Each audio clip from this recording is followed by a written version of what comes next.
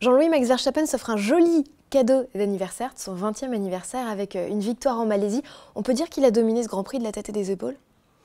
On peut dire ça complètement. On peut dire également que c'est une victoire magnifique, il faut le dire.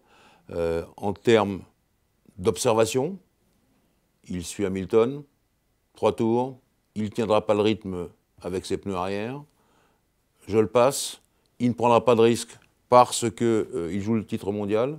Voilà, ça pour moi, il y a tout là-dedans. L'intelligence, la stratégie, naturellement la vitesse, le sens de l'attaque, et puis surtout l'observation de ses propres pneus, ses propres gommes, pour bien faire attention, ne jamais perdre la tête de la course. Voilà, pour moi, ça c'est des victoires à 20 sur 20.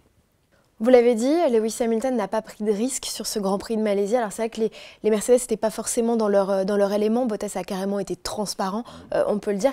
Qu'est-ce qui s'est passé selon vous? Bien, je crois que Mercedes renoue avec ses vieux démons qui sont la chaleur. Et je pense que dès qu'on approche des circuits à 30 degrés à l'ombre, ou en l'occurrence à l'ombre vraiment à Singapour, ou bien, parce qu'à Singapour il a quand même un peu de chance, ou bien la Malaisie, la Mercedes a des soucis. Et d'ailleurs, Hamilton s'en est pas caché, il va falloir voir ça pour la fin de la saison. Il reste encore 5 Grands Prix. Il y a des Grands Prix comme à Abu Dhabi, par exemple, où il fait très chaud. Gare, si des fois le championnat du monde se jouait là, eh bien Mercedes ne serait pas très en forme. Donc, il faut vraiment vérifier cela. Et puis Bottas, j'ai fait récemment une interview de Toto Wolff, qui va paraître d'ailleurs dans le prochain Auto Plus. Bottas, il a des jours sans. Donc c'était complètement sans. Là, on ne l'a pas vu, transparent, vous l'avez dit. Des jours sans aussi chez Ferrari, Kimi Raikkonen qui prend même pas le départ, Sébastien Vettel qui part bon dernier, qui finit quand même 4e, c'est pas mal, mais est-ce qu'on peut dire que la Scuderia est en déroute? Non, ils sont dans le cauchemar absolu. Il y a 2 semaines, Singapour, auto-élimination des 2 voitures au bout de 50 mètres, 0 point.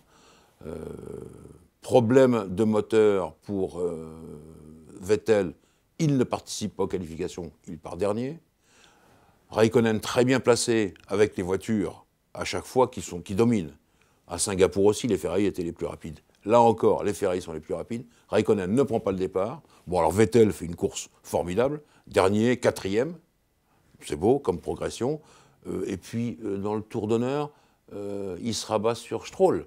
Il faut voir les choses en face. Quand vous voyez bien les images, je pense que la FIA n'a pas donné de punition parce que je pense que Vettel était déjà assez puni.